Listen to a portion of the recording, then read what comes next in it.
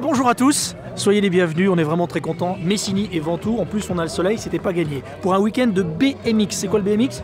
Regardez, on va avoir plein de vélos comme ça. Et encore, il y en a des plus grands, des plus beaux et des plus coûteux. On va voir le meilleur, le gratin des pilotes. Avec peut-être un champion olympique, on ira voir. Avec le Team France, avec quelques-uns des meilleurs riders de la planète BMX. On va aller faire un tour vers le stand du Conseil Général si vous voulez.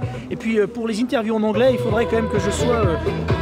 aidé par quelqu'un qui parle beaucoup mieux que moi parce que mon anglais va se résumer à 2-3 mots. Ça tombe bien. Avec moi, j'ai le speaker officiel, mesdames et messieurs. Je vous présente Michel. Bonjour Michel. Bonjour Guillaume. Alors lui, il a la chance, Michel, de sillonner, de parcourir le monde entier pour couvrir ce genre d'événements, donc la Coupe d'Europe, mais également d'autres événements autour du BMX. Comment vous en êtes arrivé là, Michel? Ça fait maintenant 33 ans que je parcours un peu la planète. Au niveau du BMX. Bon, le BMX est arrivé en France dans les années 75 par là. Et ça a été créé aux États-Unis? Ça a été créé aux États-Unis autour du motocross, car les enfants qui accompagnaient leurs parents qui faisaient du motocross, ils ont créé des petits vélos et puis ils s'amusaient entre eux. Et il y a un Français qui était là-bas et puis qui a dit mais ce serait pas une mauvaise idée de ramener ce genre de petits vélos vers la France et puis de commencer à faire ce genre de compétition.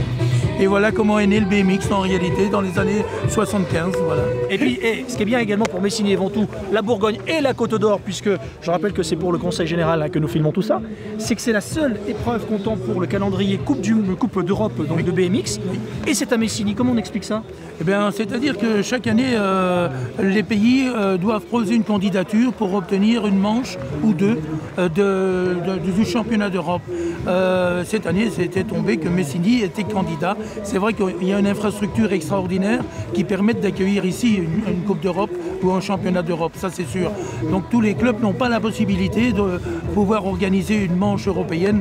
Messigny et Ventoux, un cadre, ils ont une place énorme et c'est pour ça que, en l'occurrence, et vous aurez l'occasion, Guillaume, je pense, tout à l'heure de parler avec eux, les responsables du club de Messigny et Ventoux, qui ont un corps grand comme ça et qui ont décidé de poser leur candidature.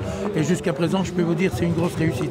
On va aller voir justement, il y a déjà beaucoup de monde. Le temps est a priori de la partie, il y a un peu de vent, mais ça ne doit pas gêner trop les pilotes, les riders. On ira à leur rencontre. On va s'occuper ce matin en tout cas pour l'aspect organisationnel, qui est une grosse organisation parce que beaucoup de monde, beaucoup de voitures déjà sur le parking. On va aller faire un petit tour dans le paddock si vous voulez bien, avec un aspect très important, sécurité. C'est vrai qu'ils ont un staff médical assez impressionnant. On ira sur le circuit, on va mettre une belle chasuble jaune, ça va être une pure merveille.